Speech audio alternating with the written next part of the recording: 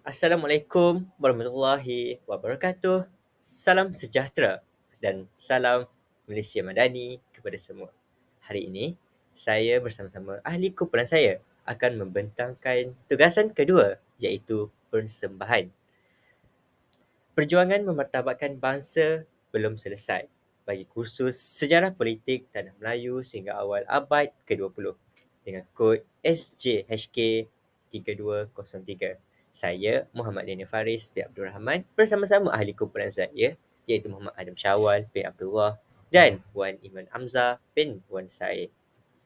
Sebelum lidah meneruskan bicara, saya akan membacakan soalan tugasan terlebih dahulu sebelum kami meneruskan pembentangan kumpulan kami. Secara berkumpulan, anda iaitu kami dikehendaki untuk merancang dan melaksanakan persembahan yang menggabungkan pelbagai media mawjud dan digital. Pilih dua daripada tajuk di bawah, iaitu yang pertama, perjuangan mengembalikan Kedah, yang kedua, perjuangan Dul Said di Nanning, yang ketiga, perjuangan Datuk Maharaja Lela di Perak, yang keempat, perjuangan Tok Janggut di Kelantan, yang kelima, perjuangan Abdul Rahman Limbong di Terengganu, yang keenam, perjuangan Yang Bertuan Antah di Negeri Sembilan, seterusnya perjuangan Datuk Berhaman di Negeri Pahang, dan yang terakhir, perjuangan Tok Janggut dan Mat Kilau juga dari negeri Pahang. Oleh demikian, kami telah memilih dua daripada tajuk yang telah diberikan iaitu Tok Janggut dengan perjuangan Datuk Maharaja Lela di Perak. Baiklah, terima kasih saudara Daniel. Seteruskan pula dengan pengenalan.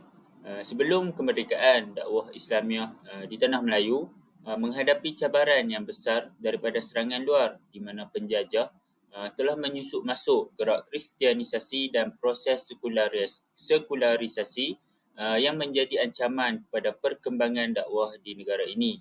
Kehadiran penjajah di Tanah Melayu telah memberi ancaman yang hebat kepada penduduk Tanah Melayu daripada pelbagai sudut seperti politik, ekonomi, sosial dan terutamanya agama Islam.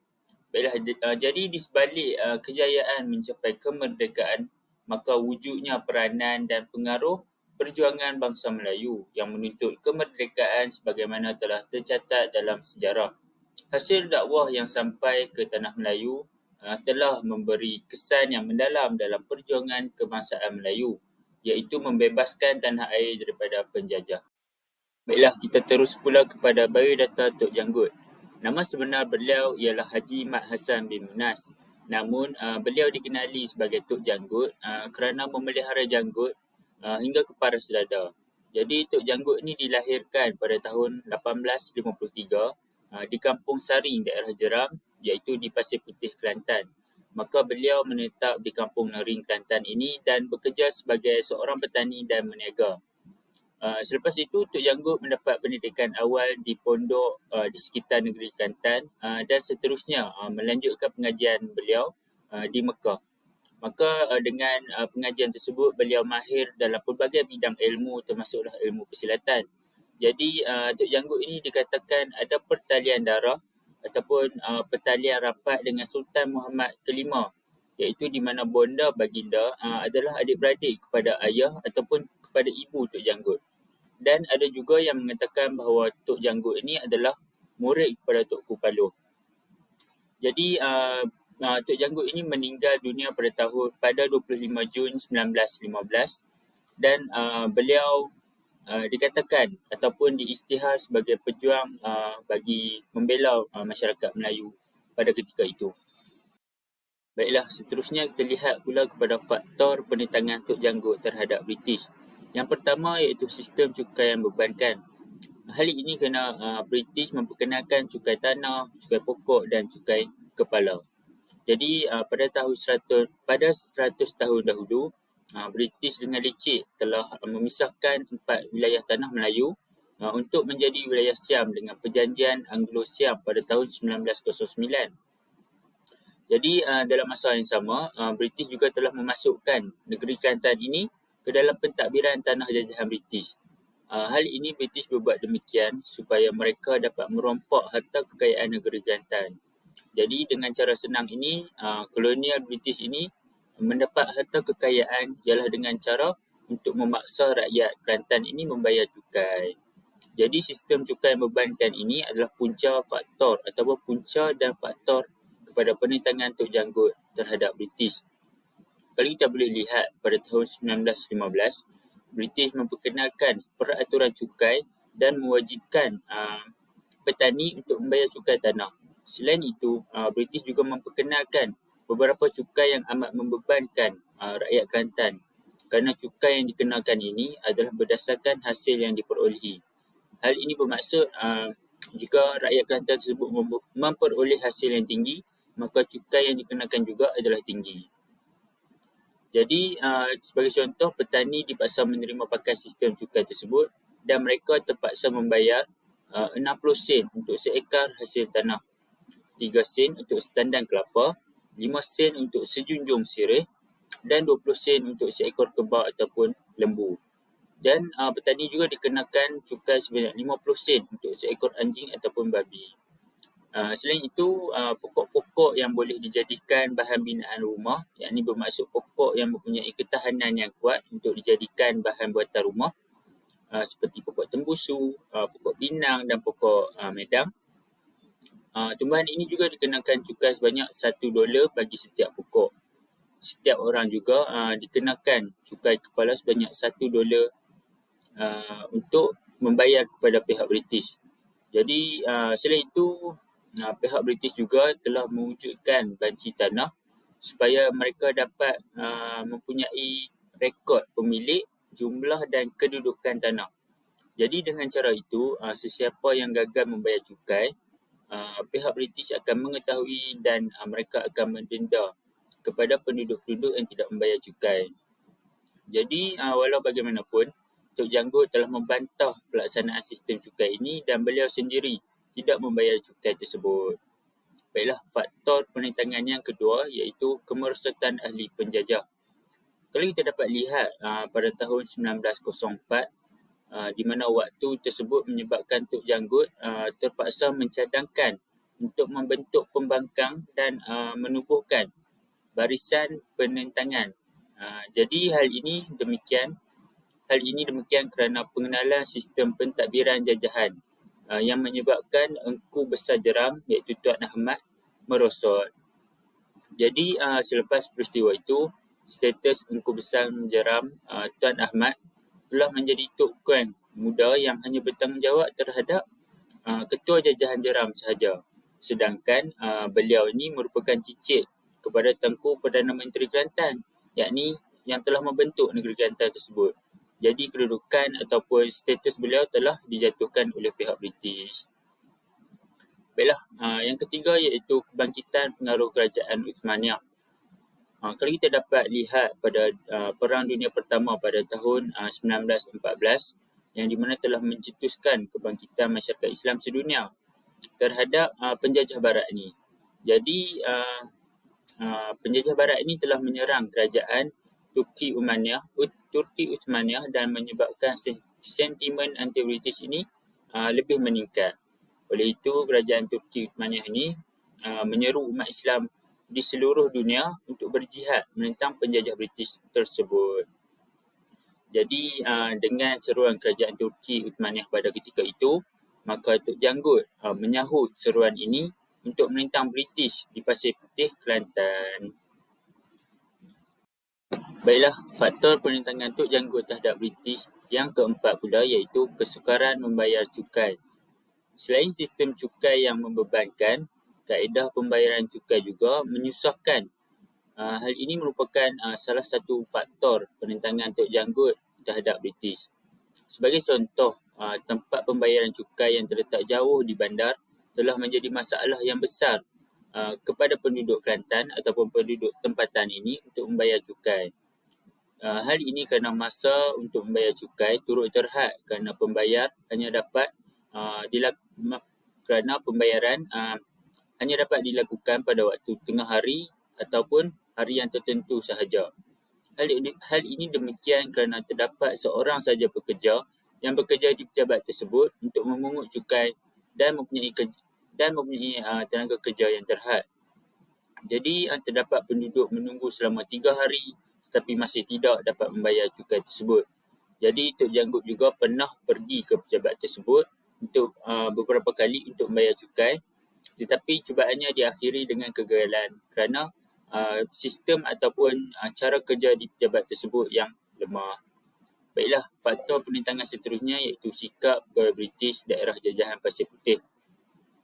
Jadi kalau kita dapat lihat pada tahun 1912, British menggantikan Encik Saleh ni, yakni seorang Melayu tempatan, dengan Encik Latif sebagai pegawai daerah Pasir Putih.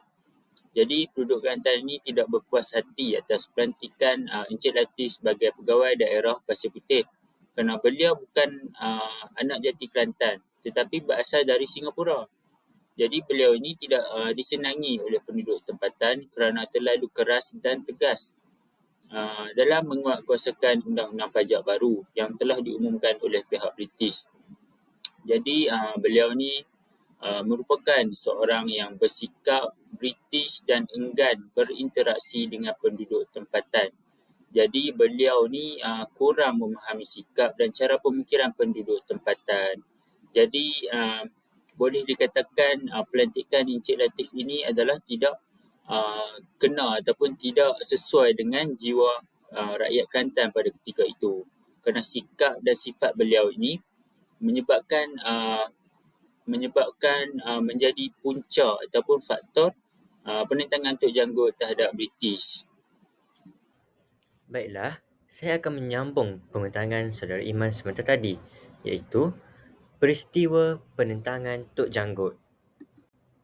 Penentangan terhadap penjajahan British berlaku di Pasir Putih apabila sistem penasihat British mula diperkenalkan pada tahun 1910. British telah memaksa penduduk tempatan menerima pakai sistem cukai yang telah diperkenalkannya di Pasir Putih. Seperti yang kita tahu, British telah menggunakan pelbagai jenis cukai kepada warga tempatan termasuklah cukai pintu, cukai tanah dan sebagainya. Tok Janggut amat membantah pelaksanaan sistem ini dan enggan membayar cukai. Namun, bantahannya tidak dilayan oleh pegawai daerah Pasir Putih. Pada tahun 1915, Engku Besar Jeram, Tuan Ahmad, Penghulu Adam, Haji Said dan Cik Ishak serta rakyat tempatan bersetuju untuk menyerang Pasir Putih dan berjaya mendudukinya. Sebuah kerajaan telah berjaya dibentuk dengan Engku Besar Jeram sebagai Raja, Tok Janggut sebagai Perdana Menteri dan Cik Ishak sebagai pegawai daerah. Peristiwa penentangan ini, seperti yang kita tahu, saya telah memaparkan peta di mana kita boleh lihat bagaimana Tok Janggut telah melakukan penentangan di Pasir Putih apabila British mula memperkenalkan sistem cukai di Pasir Putih. Pihak British dengan menggunakan nama Sultan Kelantan, British telah membawa masuk pasukan tentera dari negeri Selat dengan kapal perang HMS Cadmus yang telah mendarat di Tumpat Kelantan. Mereka telah memulakan serangan di Saring pada Mei 1915. Seperti yang kita boleh lihat di peta yang tertera, saya telah memasukkan peta di mana berlakunya kawasan penentangan Tok Janggut di Kelantan iaitu Saring dan Pasir Putih. Serangan British yang tersusun dan penggunaan senjata yang lebih canggih telah melumpuhkan perjuangan Tok Janggut serta pengikutnya. Tok Janggut telah terkorban dalam serangan tersebut dalam mempertahankan Pasir Putih dan mayatnya telah diarak ke seluruh Pekan Kota Baru sebelum digantung di Pasar Keadaan Sonsang sebagai amaran kepada masyarakat tempatan yang berani menentang British. Keangkuhan dan keegoan British telah menyebabkan siri penentangan masyarakat tempatan di Pasir Putih bangkit menentang British di Pasir Putih. Keegoan British dalam memperkenalkan pelbagai sistem cukai yang telah membebankan rakyat Pasir Putih telah menyebabkan Tok Janggut serta rakyat tempatan bangkit untuk menentang British. Namun kerana penentangan yang lebih kecil ataupun bersifat masyarakat setempat, Tok Janggut tidak mampu untuk mengalahkan pihak British yang menggunakan askar-askar latihan yang lebih tersusun dan lebih terlatih. Oleh itu, Tok Yang telah tertewas dan telah terkorban pada serangan pihak British pada Mei 1915. Seterusnya, saya akan menerangkan tentang Bairata Datuk Maharaja Lela. Datuk Maharaja Lela merupakan pejuang negeri Perak. Saudara Adam selepas ini akan menerangkan tentang bagaimana penentangan Datuk Maharaja ini bermula dan peristiwa penentangan Datuk Maharaja Lela terhadap British. Nama sebenar Datuk Maharaja Lela ialah Pandat Lam dan Datuk Maharaja Lela sebenarnya orang besar lapan Perak dengan gelaran orang kaya-kaya berMaharaja Lela Tun Jana Putra, di mana dengan gelaran ini Datuk Maharaja Lela boleh memancung sesiapa sahaja tanpa kebenaran raja. Datuk Maharaja Lela merupakan antara tokoh yang penting dalam pembunuhan Residen British di Perak iaitu J.W. Bush. Untuk pengetahuan, Datuk Maharaja Lela juga merupakan antara individu yang terlibat dalam mesyuarat di Durian Sebatan bersama Sultan Abdullah dalam usaha merancang untuk menentang Residen British yang pertama di Perak iaitu J.W. Bush. Namun, Datuk Maharaja Lela telah meninggal dunia pada 20 Januari 1877 akibat uh, akibat dijatuhi hukuman gantung sampai mati oleh mahkamah tentera British. Datuk Maharaja Lela didapati bersalah terhadap pembunuhan J.W. Bush pada 2 November 1875 di Pasir Salap oleh mahkamah yang bersidang pada 14 Disember hingga 22 Disember 1876 di Matang, Perak. Dan beliau dijatuhi hukuman gantung sampai mati pada 20 Januari 1877 di Taiping, Perak. Baiklah, seterusnya saya akan meneruskan pembentangan iaitu tentang faktor penentangan British di negeri Perak. Yang pertama ialah tentang hak mengutik cukai. Pada 24 Julai 1875, Bush telah memaksa Sultan Abdullah untuk menandatangani pengisytiharan yang membolehkan British untuk mengambil hak mengutik cukai. Sultan Abdullah telah diugut untuk diturunkan tahta jika enggan menandatangani pengisytiharan, dan Bush telah melakukan sesuatu perkara yang dianggap sebagai ancaman iaitu membakar rumah Raja Ngah Orang Besar Perak kerana meneruskan kutipan cukai timah di Bidor. Dan faktor penentangan yang kedua ialah mencabar ketuanan Melayu. Sultan dan Pembesar Perak telah didesak untuk menandatangani pengisytiharan penyerahan kuasa kepada British. Hal ini menyebabkan kuasa mentadbir negeri telah diserah kepada Residen, dan Residen berkuasa untuk melantik hakim, mengurus kutipan cukai dan juga melantik penghulu. Dan faktor penentangan yang ketiga ialah British sesuka hati untuk memperkenalkan cukai baru. J.W. Bush telah bertindak sesuka hati dengan memperkenalkan cukai baharu seperti cukai padi, perahu atap, senjata dan juga bayaran permit untuk membalak. Dan contohnya ialah setiap isi rumah dikehendaki untuk membayar $2 sebagai cukai kelamin. Ini menunjukkan bahawa J.W. Bush telah menyebabkan penindasan terhadap rakyat negeri Perak. Dan faktor penentangan yang terakhir ialah J.W. Bush telah mencabuli adab rasam Melayu. Bush telah dibenci oleh Sultan dan juga pembesar-pembesar Perak apabila beliau telah mengharamkan amalan perhambaan yang menjadi adab rasam Melayu. Bush secara sengaja menimbulkan permusuhan apabila menyimpan hamba-hamba perempuan di rumahnya. Baiklah, saya akan teruskan lagi pembentangan dengan menceritakan tentang peristiwa penentangan di negeri Perak. Pada tahun 1874, dan bertarikh 20 Januari, suatu perjanjian yang telah dibuat iaitu Perjanjian Pangkor yang ditandatangani oleh Sultan Abdullah dan juga Sir Andrew Clark.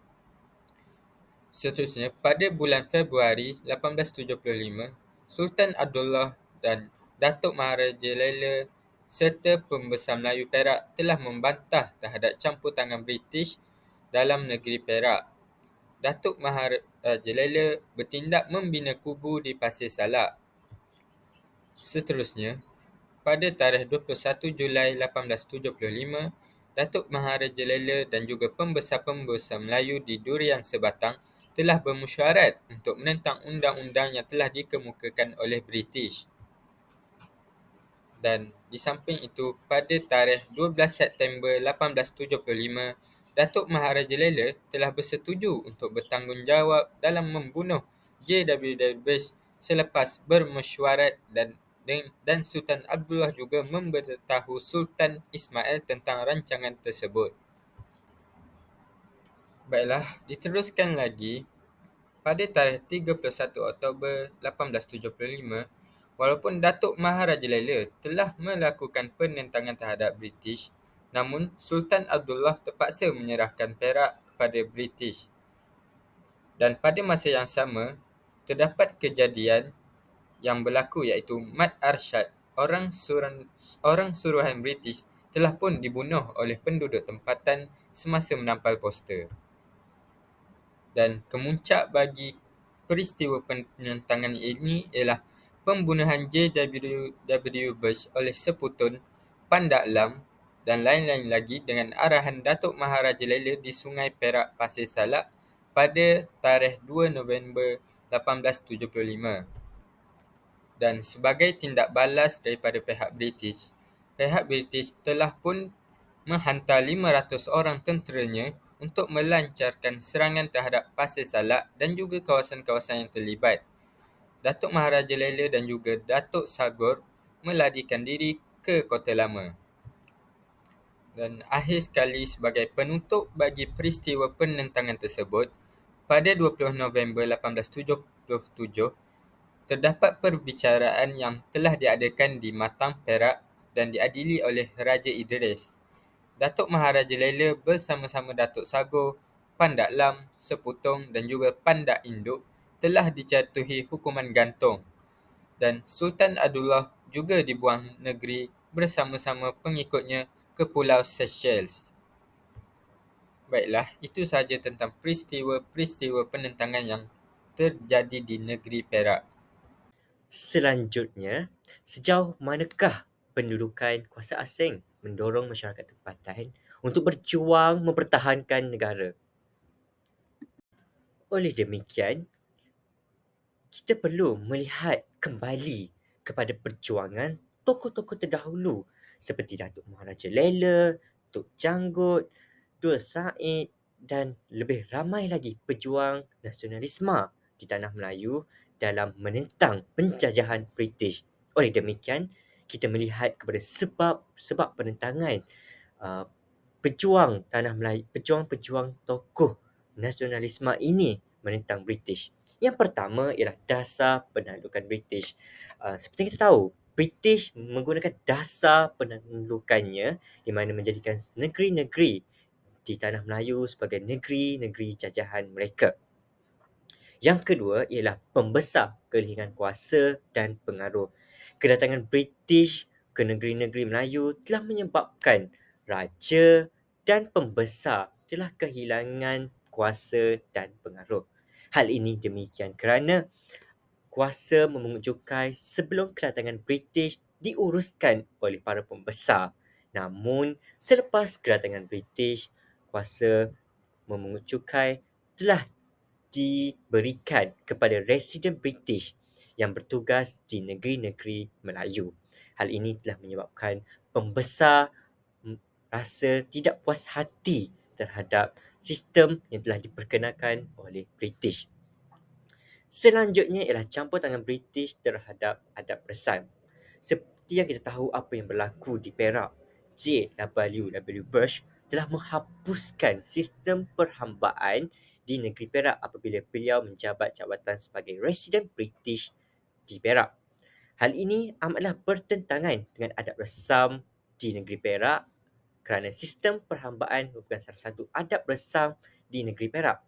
Hal ini telah menyebabkan rasa tidak puas hati dalam kalangan pembesar apabila British mula campur tangan terhadap adat resam orang Melayu. Yang terakhir ialah pelaksanaan pentadbiran barat. Seperti yang kita tahu, apabila British telah melantik residen di negeri-negeri Melayu, mereka juga turut melaksanakan sistem pentadbiran barat di tanah Melayu. Mereka akan menggunakan segala peraturan dan pelbagai sistem yang dilaksanakan mengikut acuan negara barat.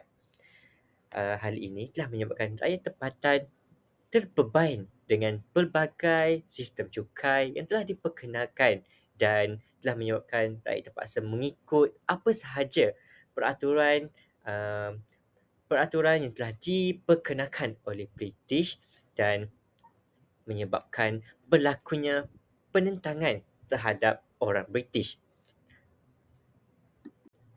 Oleh sebab-sebab inilah menyebabkan berlakunya bangkitnya tokoh-tokoh tempatan, pembesar tempatan untuk memperjuangkan nasib dan hak mereka dalam menentang pihak British.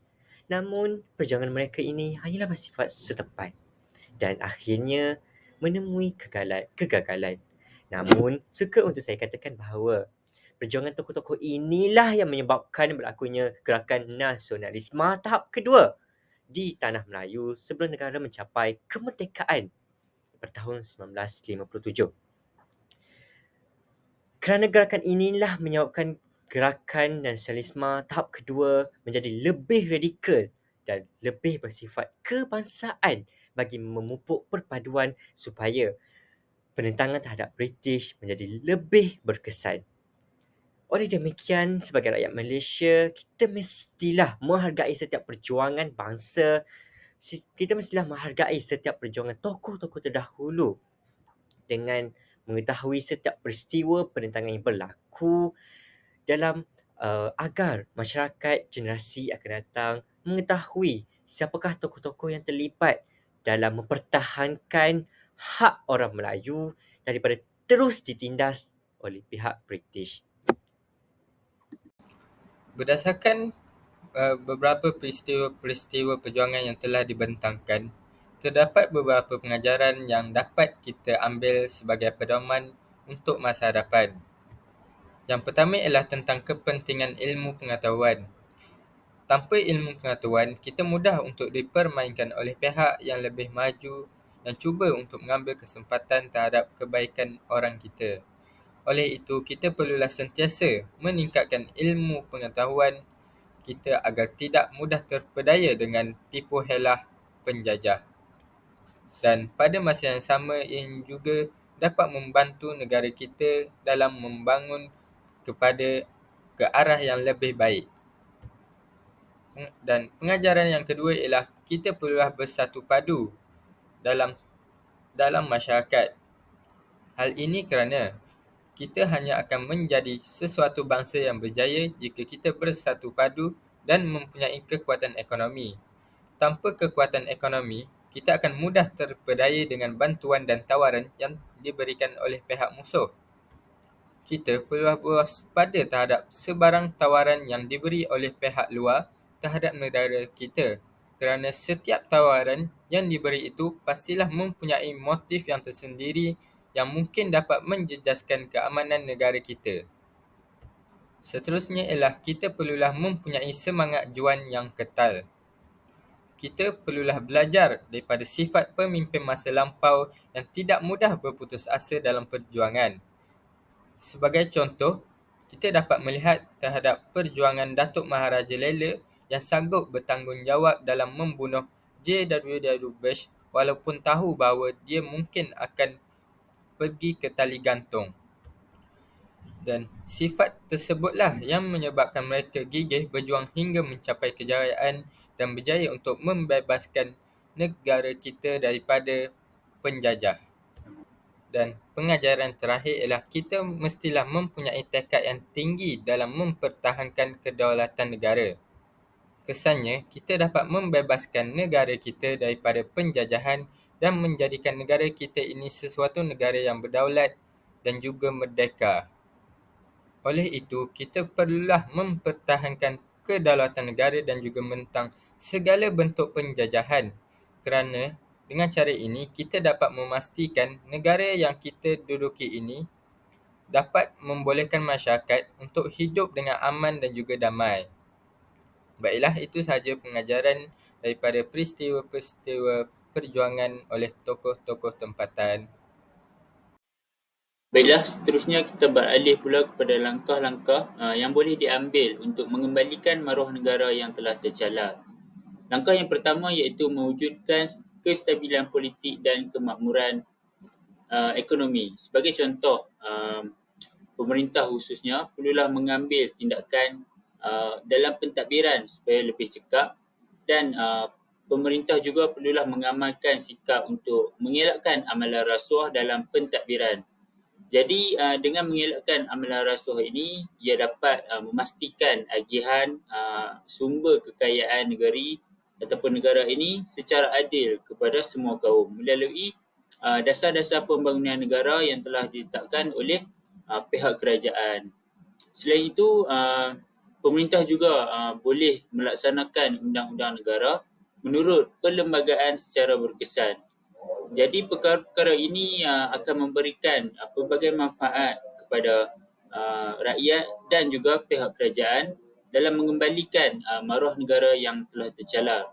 Namun tidak cukup dengan tindakan oleh pemerintah. Sebagai rakyat, perlulah mengambil inisiatif ataupun langkah-langkah yang lebih berkesan dalam mewujudkan kestabilan politik dan kemakmuran politik ataupun ekonomi ini. Jadi rakyat perlulah memberikan kesetiaan kepada raja dan negara supaya tidak berlaku perpecahan ataupun perbalahan di antara kaum dan pertelingkahan antara rakyat dan juga kerajaan. Jadi dengan itu rakyat bolehlah menyokong segala usaha dan dasar kerajaan bagi mewujudkan kestabilan politik ini. Selain itu, rakyat juga berperanan dalam memupuk kerjasama dengan semua kaum supaya agihan kekayaan di negara kita ini dapat dinikmati oleh semua. Selain itu, perkara yang paling penting untuk dilakukan oleh rakyat adalah dengan mematuhi undang-undang negara. Jadi dengan mematuhi undang-undang negara, pihak kerajaan ini mampu dalam menstabilkan politik dan juga ekonomi. Selain itu, antara langkah yang boleh dilakukan untuk mengembalikan maruah negara ialah dengan mengukuhkan pertahanan negara. Jadi pemerintah ni bolehlah menggubal ataupun menguatkuasakan kembali dasar dan undang-undang untuk melindungi keselamatan negara. Kalau kita dapat lihat negara yang mempunyai kekuatan ataupun pertahanan yang terbaik, mestilah mampu meningkatkan maruah ataupun imej negara tersebut. Jadi pemerintah ni bolehlah mengadakan perjanjian pertahanan serta latihan ketenteraan seperti yang telah dilakukan oleh pihak tentera sekarang bersama-sama negara serantau seperti Asia, China, negeri Asia iaitu China, Korea dan sebagainya, untuk memodenkan ataupun menggalakkan lagi pertahanan pihak negara kita. Selain itu, pihak pemerintah juga boleh memastikan pasukan keselamatan kita sentiasa berada dalam keadaan bersiap siaga untuk menghadapi cabaran semasa yang semakin mencabar ini.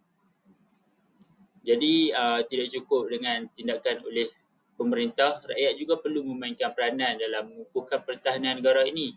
Sebagai contoh, rakyat peka terhadap isi ataupun kandungan-kandungan yang berada dalam keselamatan negara. Sebagai contoh, kedaulatan negara, penceroboh di ruangan angkasa seperti pernah berlaku. Pihak rakyat perlulah mengambil ambil perhatian untuk melihat bagaimana tahap pertahanan di negara kita.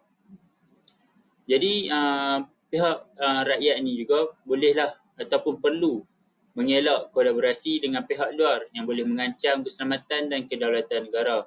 Jadi amat tidak wajar seorang rakyat Malaysia ini berkolaborasi ataupun menyertai mana-mana ejen ataupun mana-mana badan yang boleh mengancam kedaulatan negara kita.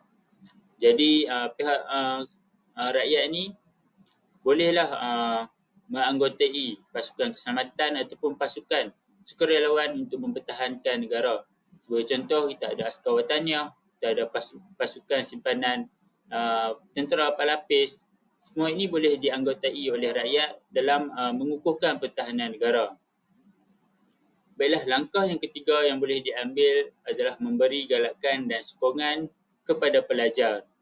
Tidak dinafikan bahawa anak watan ataupun anak Malaysia ini mempunyai kepintaran dan kebijaksanaan yang sama seperti masyarakat di luar sana. Hal ini jika diberi peluang ataupun sokongan yang betul kepada mereka. Sebagai contoh, penawaran beasiswa kepada anak-anak muda ini yang berpotensi ini untuk mengikuti program pengajian di universiti-universiti terkemuka di dunia. Hal ini akan membuahkan hasil yang bermanfaat kepada negara kita, sekaligus dapat menaikkan lagi imej negara kita. Oleh hal demikian, apabila mereka telah tamat pengajian, jadi golongan cendekiawan ini ataupun golongan bijak pandai ini akan menjadi tenaga kerja yang sangat mahir dan juga menjadi aset yang bernilai kepada negara kita. Jadi sebahagian daripada mereka ini akan menempa nama di peringkat antarabangsa dengan kejayaan dalam bidang akademik. Sebagai contoh, kita dapat tengok Dr. Margaret Sivapragasam, iaitu merupakan saintis pertama di Malaysia yang mendapat pengiktirafan daripada Kesatuan Kimia Dunia. Jadi dengan memberi galakan dan sokongan kepada pelajar kita ini, mereka ini mampu menaikkan imej negara kita yang pernah terjelar dahulu.